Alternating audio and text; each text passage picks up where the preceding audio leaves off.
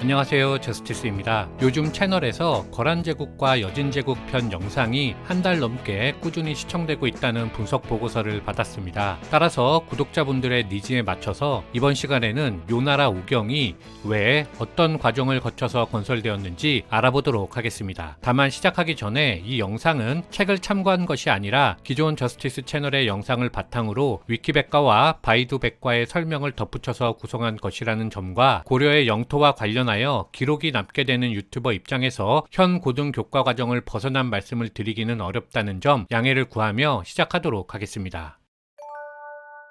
우리는 일반적으로 거란이 5개의 수도로 국가를 운영한 것으로 알고 있습니다. 설치된 시간 순서로 보면요, 상경 임왕부, 동경 요양부, 남경 석진부, 중경 대정부, 서경 대동부 요 순서인데요. 여기서 한 가지 의문이 들 수 있습니다. 바로 거란은 왜 그리고 어떻게 수도를 5개를 만들게 되었을까 하는 것입니다.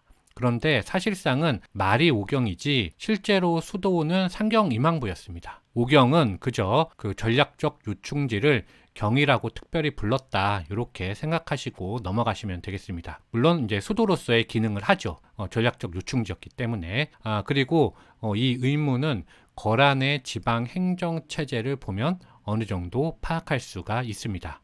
먼저 거란의 백성은 북쪽에 있는 유목민과 남쪽의 정주민으로 구성이 되어 있습니다. 요 북쪽에 지금 지도상으로 잘려 있어서 그렇지만 이 북쪽에도 거란의 이 광범위한 땅이 있죠. 북쪽에 유목민들이 많이 살고 있었습니다. 그리고 남쪽에 정주민들도 살고 있었던 것이죠. 그런데 이 유목민과 정주민의 생활 방식이 완전히 달랐기 때문에 이 둘을 효과적으로 통치하기 위해서는 각각에 맞는 통치 방법이 필요했습니다. 그렇게 해서 도입된 제도가 북면원과 남면원이라는 이중 조직이었죠. 그래서 북면원에서는 유목민 고유의 부족제를 유지했고, 남면원에서는 당나라의 주현제를 그대로 받아들인 체제였습니다. 즉 주와 현의 자사나 현령 등 중앙에서 파견한 지방관들을 보냈기 때문에 그 요나라의 지방행정 체제는 중앙집권 체제였다, 이렇게 볼 수가 있겠습니다. 따라서 이 요오경은 남쪽의 정주민을 통제하기 위한 지방행정 제도라고 보시면 되는 것이죠.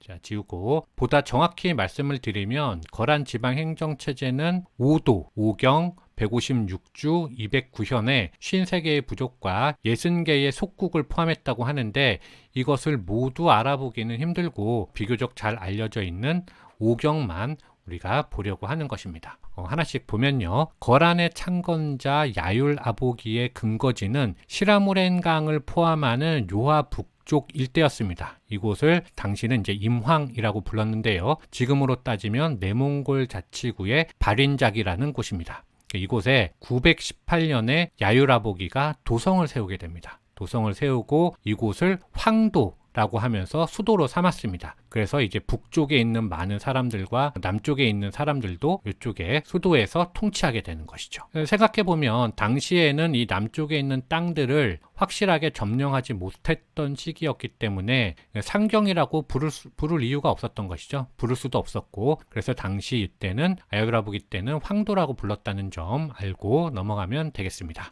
이렇게 근거지를 확보한 야율아보기는 당시에 중원이 5대 10국이라는 혼란한 틈을 타서 먼저 서쪽을 정리합니다. 카라발가순을 넘어서 탈인분지 동쪽까지 이쪽에 있는 유목민 일대를 몽땅 다 정리해서 924년까지 서쪽을 먼저 안정시킵니다. 그리고 난 다음에 서쪽이 안정되니까 동쪽으로 진출하려고 했었던 것이죠. 동쪽에 누가 있었냐? 당시에는 발해가 있었습니다. 발해의 수도가 이 호란성, 상경 용천부였거든요. 그래서 925년부터 야율아보기가 호란성으로 쳐들어갑니다. 그런데 이때 쳐들어갈 때 자기뿐만 아니라 황후나 또 황태자들까지 몽땅 다 데리고 엄청난 대군을 이끌고 호란성으로 쳐들어갔는데, 실제로 쳐들어가서 보니까 발해가 특별히 저항을 하지 않았습니다. 그래서 바로 항복하고 발해가 이때 멸망하게 되는 것이죠. 그리고 야율아보기는 이쪽에 그 발해 대신에 괴뢰국인 동란국을 세우고 귀환하게 됩니다. 그리고 동란국의 수도를 그대로 호란성으로 사용하게 되는 것이죠. 동란국은 동단국이라고도 부릅니다. 이 거란할 때 란자가 이 붉을 단자를 쓰거든요. 단이라고 쓰고 실제로는 란이라고 읽기 때문에 동란국이라고 하기도 하고 동단국이라고 그렇게도 부릅니다. 그리고 이제 귀환하다가 야유라보기가 죽으니까 야유라보기의 아들 야율덕광이 그 제2대 황제로 즉위했는데, 이때부터 이제 거란이 본격적으로 이제 동쪽과 서쪽, 북쪽이 다 정리가 되니까 남쪽으로 남하에서 남쪽에 있는 땅들을 차지하려고 했습니다. 그런데 이때 당시 이제 그 5대 10국으로 혼란했고 이제 발해도 무너지니까 자연스럽게 요동 지역이 거란의 차지가 됩니다. 그래서 이 요동의 핵심이 당시 이제 요양이었거든요. 이쯤 됩니다. 그런데 이쪽 동북 지역에 만주에 넓게 퍼져 있는 발해의 유민들을 통치하기 위해서는 북쪽의 호란성보다 남쪽의 요양부가 더 편리했습니다. 효율적이었습니다. 그리고 생각해 보니까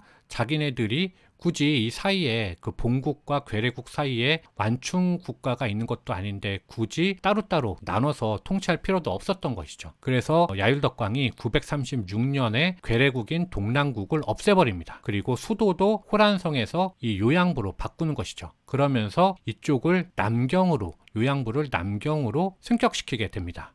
남경. 그러니까 당시까지만 해도 실제로 동경이 아니라 남경이었던 것이죠. 북쪽의 황도에서 볼 때 이쪽은 남쪽에 있었기 때문에 남경이라고 불렀었던 것입니다. 그래서 남경이라고 승격시키면서 이쪽 만주, 요동을 포함한 만주 일대를 남경을 중심으로 통치를 해나가게 됩니다. 그리고 936년에 중원에서는 어떤 일이 있었냐 하면 이때가 후당시기였습니다. 후당의 영역이 대충 뭐 이 정도 된다고 할 때 후당의 하동절도사였던 이 석경당이라는 인물이 후당의 반란을 일으키고 야율덕광에게 도움을 요청하는 그런 사건이 일어났습니다. 제가 이 저스티스 채널에서 언제나 누누이 말씀드리지만 역사적으로 볼 때 다른 나라의 군대를 끌어들여서 좋은 결과를 낸 적이 없었습니다. 그래서 이때가 기회다라고 생각한 야율덕광이 말을 따그닥 타고 내려온 곳이 바로 후당의 수도 낙양이었습니다. 낙양까지 내려와서 낙양을 폐허로 만들어버리고 다 때려 부셔버리고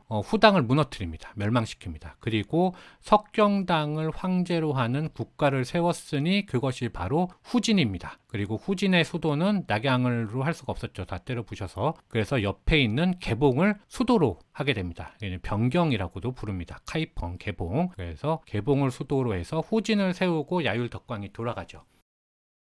그리고 석경당이 그 야율덕광에게 자신을 도와준 대가로 요나라와 후진의 접점 지역에 있었던 16개 주를 할양하게 됩니다. 그것이 바로 연운 16주죠. 그래서 야율덕광이 볼 때 이 연운 16주, 할양받은 연운 16주를 효과적으로 통치를 해야 되겠는데 이 통치를 위한 사령탑이 하나가 필요했었던 것입니다. 그런데 당시 연운 16주 중에서 가장 전략적 요충지는 유주였습니다. 지금의 베이징인데요. 이제 북경인데요. 이 유주가 핵심이었기 때문에 이 유주를 남경이라고 승격시키고 석진부라고 부른 것입니다. 그래서 이때 이 연운 16주를 할양받을 때 남경 석진부가 생겼습니다. 실제로 남경이 이렇게 생기게 되니까 당시까지만 해도 남경이라고 불렸던 남경요양부가 이때부터 동경요양부로 바꾸어서 부르게 되는 것입니다. 그리고 동쪽에 동경도 생기고 남쪽에 남경도 생겼으니까 위쪽에 황도를 아구에 맞춰서 상경이라고 바꿔서 부르게 된 것이죠. 뭐 북경이라고 부를 수도 있었겠습니다만 북경보다는 상경이 더 수도라는 이미지가 있네요. 상경이라고 이때부터 부르게 됩니다. 그렇게 해서 10세기가 지날 때까지는 거란이 상경, 그리고 동쪽에 동경, 그리고 남쪽에 남경 이렇게 세 개의 수도를 두고 전략적 요충지를 두고 통치를 해나갔다, 이렇게 보시면 되겠습니다. 이렇게 해서 10세기가 지나고 11세기가 들어서게 되는데요. 11세기 초에 있었던 가장 중요한 사건이 바로 전연의 맹이었습니다. 전연의 맹 자체는 1004년에 있었는데 전연의 맹은 제가 거란족을 설명하면서 뭐 여러 번 말씀드렸기 때문에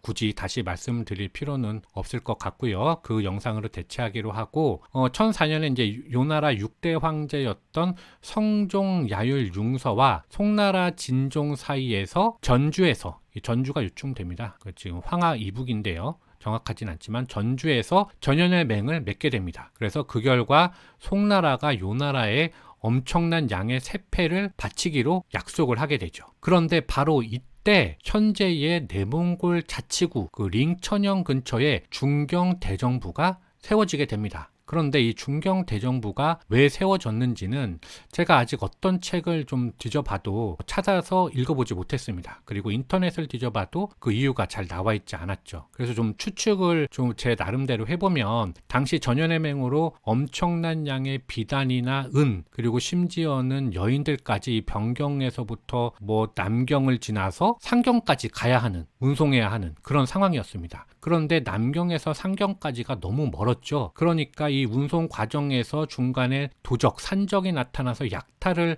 해갈 수도 있고 기타 등등 갖가지 위험이 도사리고 있었기 때문에 이 중간 사이에 어디엔가 전략적 유충지를 하나 세워야 되지 않겠나 이렇게 생각하지 않았을까 이렇게 생각을 해봅니다. 당시에 이 중경대정부는 초원이었고 사람들이 많이 살지 않는 곳이었습니다. 책에서 읽어보면 이 중경대정부를 세우기 위해서는 남쪽에 있는 한인들을 많이 끌어다 땡겼어야 됐고 동쪽에 있는 바레인들도 많이 데리고 왔었어야 됩니다. 그래서 많은 사람들을 이렇게 강제 이주시켜서 세운 곳이 중경대정부거든요. 그래서 이렇게 무리하면서까지 세웠던 것으로 봐서는 이쪽이 중경이 상당한 전략적 요충지가라고 생각하지 않았나 이렇게 생각합니다. 그래서 실제로 그 이후로는 상경과 동경, 남경을 잇는 교통의 요지로서 중경이 실질적인 상경을 뛰어넘는 그 수도로서의 기능을 하게 되는 것이죠. 다만 이제 이 부분은 저의 그 뇌피셜, 그러니까 제 생각이기 때문에 실제로 중경이 어떤 연유로 해서 생긴 것인지를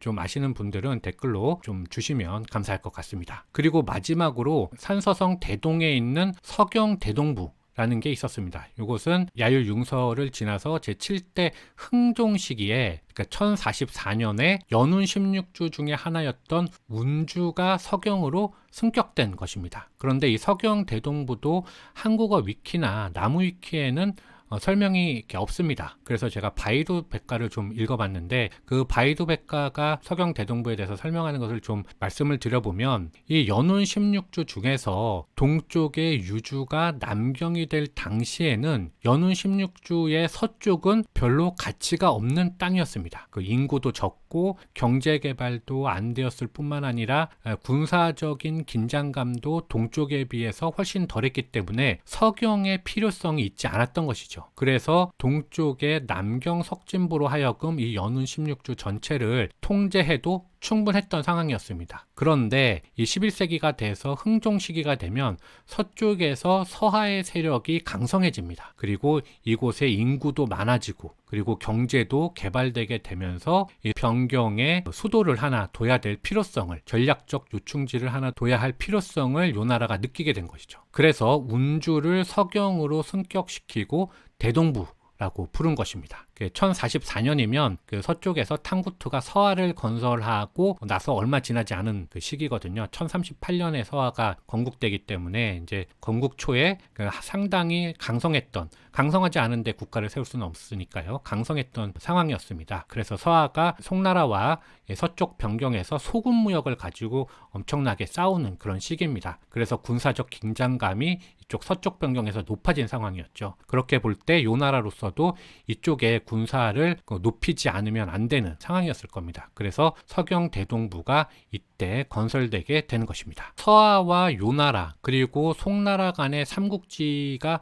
상당히 재미있는 역사입니다. 우리는 이제 고려가 당시에 있었으니까 한반도에 요나라와 고려 그리고 송나라 간의 삼국지를 우리가 잘 알고 있는데요. 뿐만 아니라 이 서쪽에서도 서하요 송나라 간의 삼국지가 있었다라는 점 그리고 이것도 고려 못지않게 서하도 강국이었고 재미있는 역사를 가지고 있다는 것 같이 말씀드리겠습니다. 제가 지난 탕구투 편에서 심혈을 기울여서 이 서하의 역사에 대해서 만들어 놓은 영상이 있는데 그거 많이 안 보셨기 때문에 좀 반 죽은 영상이 돼버렸습니다. 그런데 혹시 또 궁금하신 분들이 있다면 참고해 주시면 좋을 것 같습니다.